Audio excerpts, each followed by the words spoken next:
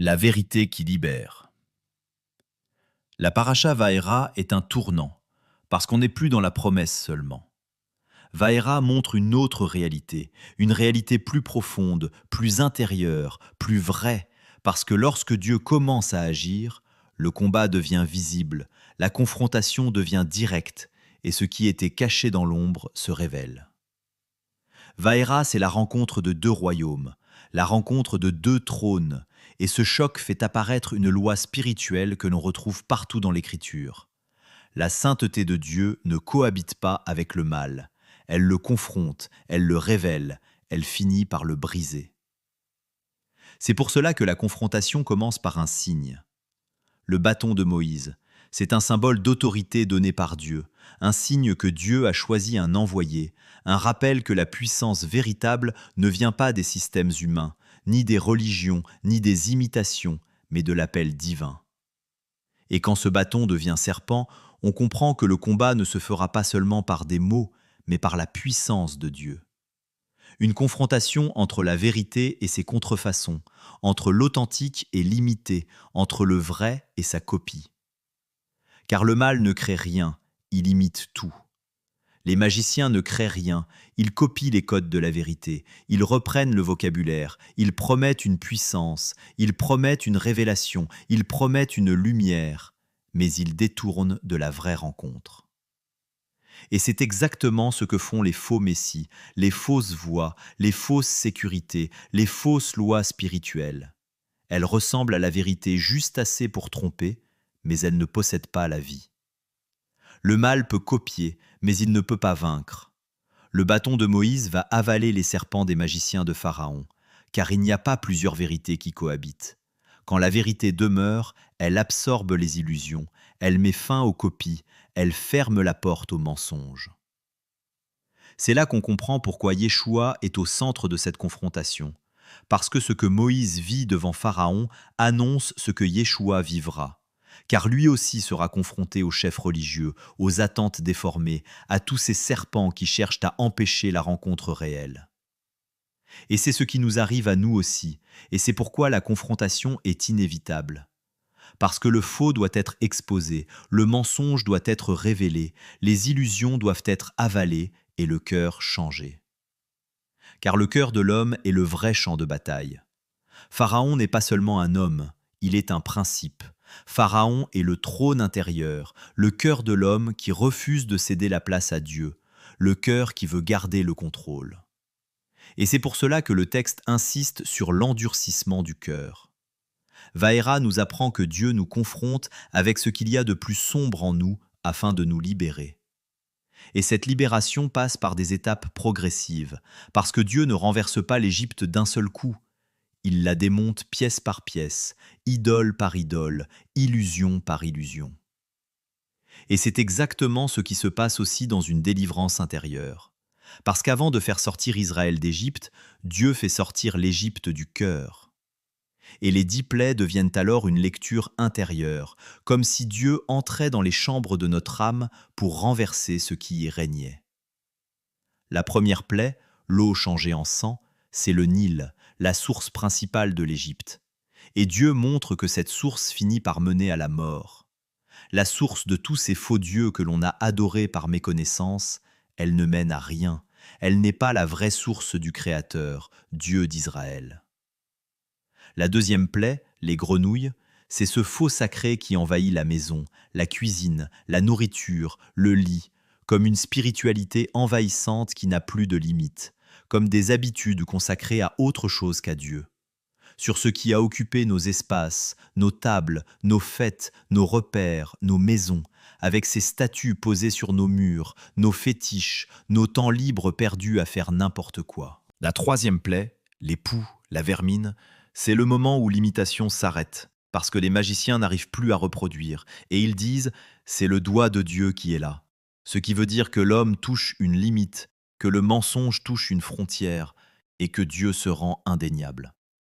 Et à cet instant, quelque chose se fissure en nous, parce que ce sur quoi nous avions bâti commence à tomber, et on découvre que Dieu est là.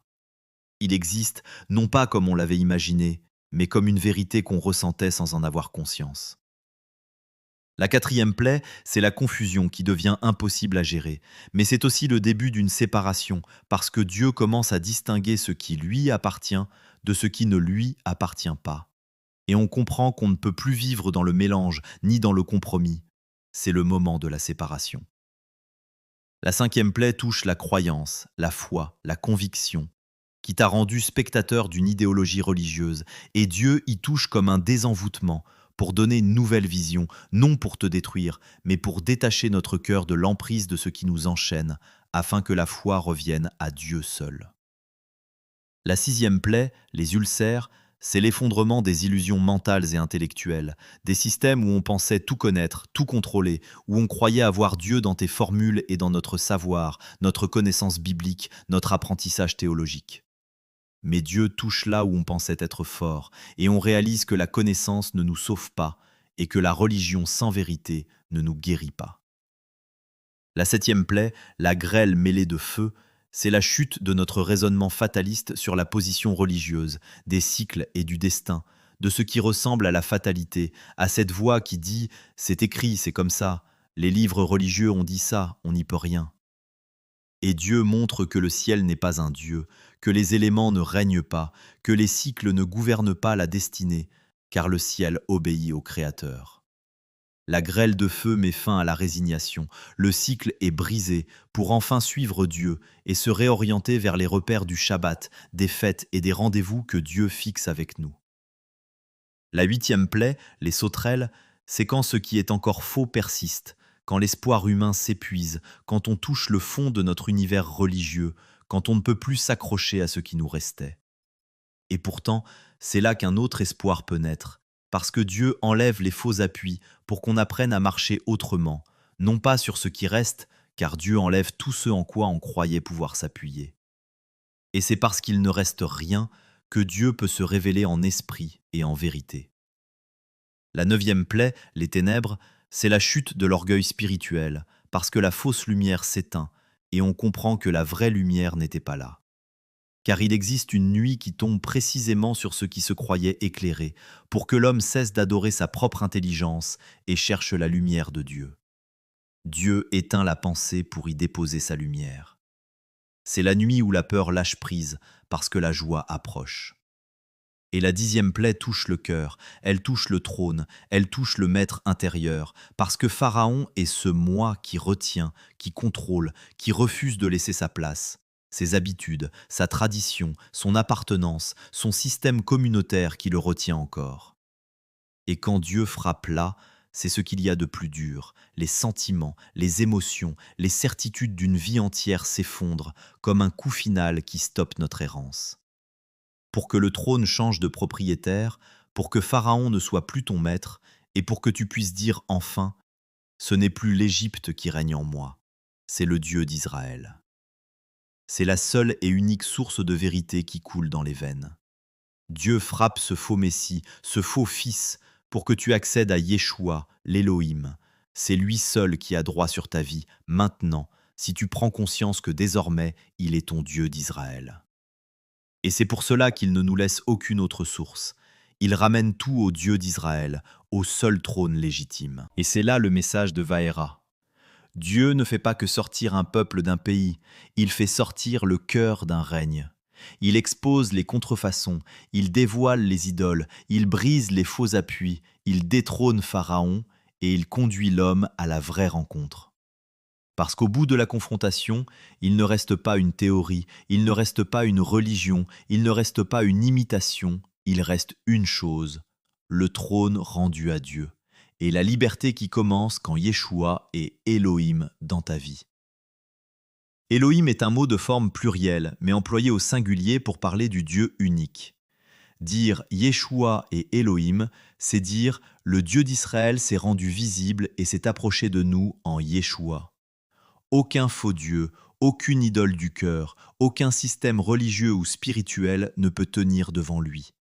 Il est la réalité devant laquelle toutes les copies s'effondrent. Yeshua ne vient pas négocier avec l'Égypte intérieure, il vient la renverser. Il ne partage pas le trône, il le reprend. Il ne se contente pas d'éclairer l'homme, il le délivre de ce qui le gouvernait. Yeshua, lui, ne promet pas seulement la vie, il est la vie. C'est pourquoi la confrontation est nécessaire, parce que la vérité ne peut pas cohabiter avec le mensonge, et parce que l'amour de Dieu est assez puissant pour briser ce qui asservit. Vaera nous conduit à ce point de vérité absolue. Soit Pharaon règne encore, soit Yeshua est roi. Et quand Yeshua devient roi, l'Égypte tombe, les idoles se taisent, le cœur est libéré et la vraie vie commence comme une vraie résurrection. Shabbat Shalom.